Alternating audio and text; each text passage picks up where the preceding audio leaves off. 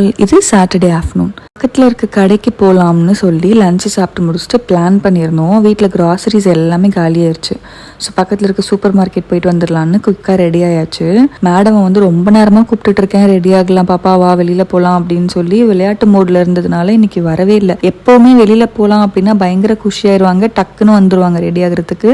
Dress எல்லாம் எடுத்துகிட்டு வந்து என் கையில் கொடுத்து போட்டு விடுங்கலாம் சொல்லுவாங்க. ஆனால் இன்னைக்கு என்ன மூடில் இருந்தாங்கன்னு தெரியல, வரவே இல்லை. ஏதோ கதெல்லாம் சொல்லி டைவர்ட்லாம் பண்ணி கூப்பிட்டு உட்கார வச்சு ரெடி பண்ணி விட்டுட்டு இருந்தேன்.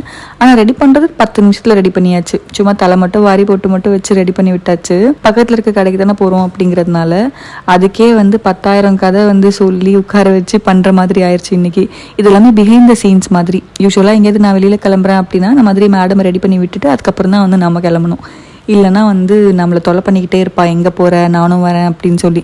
அவளை ரெடி பண்ணி விட்டேன் அப்படின்னா நம்ம வெளியில் போகிறோங்கிற குஷியில் அவள் பாட்டுக்கு ஜாலியாக விளையாடிட்டு இருப்பா, நம்ம ரிலாக்ஸாக ரெடி ஆகலாம். ரொம்ப ரேராக வந்து அவள் வரலை, அவள் வேறு எதுலையாவது டைவர்ட் ஆகி விளையாடிட்டு இருக்கா அப்படின்னா மட்டும்தான் நான் ஃபஸ்ட்டு ரெடி ஆகிட்டு அதுக்கப்புறம் அவளை ரெடி பண்ணுவேன். இன்றைக்கி மேடம் ரெடி பண்ணி விட்டுட்டு அதுக்கப்புறம் நான் ரெடி ஆகிறதுக்கு கிளம்பியாச்சு.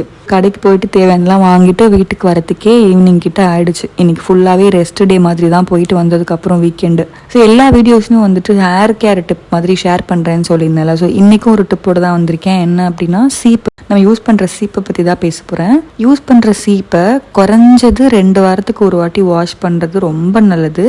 பட் நான் வந்து வாரத்துக்கு ஒரு வாட்டி வாஷ் பண்ணுற ஒரு ப்ராக்டிஸ் வச்சுருக்கேன்.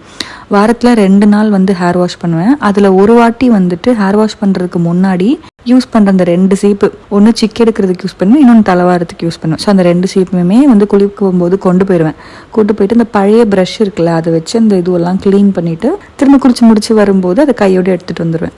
ஸோ அது ஒரு ப்ராக்டிஸாக வச்சுருக்கேன். அது ஒரு சில சமயம் மிஸ் ஆகும். பட் ஆனால் வந்து ஃப்ரீக்வெண்ட்டாக வாஷ் பண்ணிட்டே இருப்பேன் நான் யூஸ் பண்ணுற சீப்பை. ஸோ யூஸ் பண்ணுற சீப்பை வாஷ் பண்ணி யூஸ் பண்ணுறதுங்கிறது ரொம்ப முக்கியமான விஷயம்.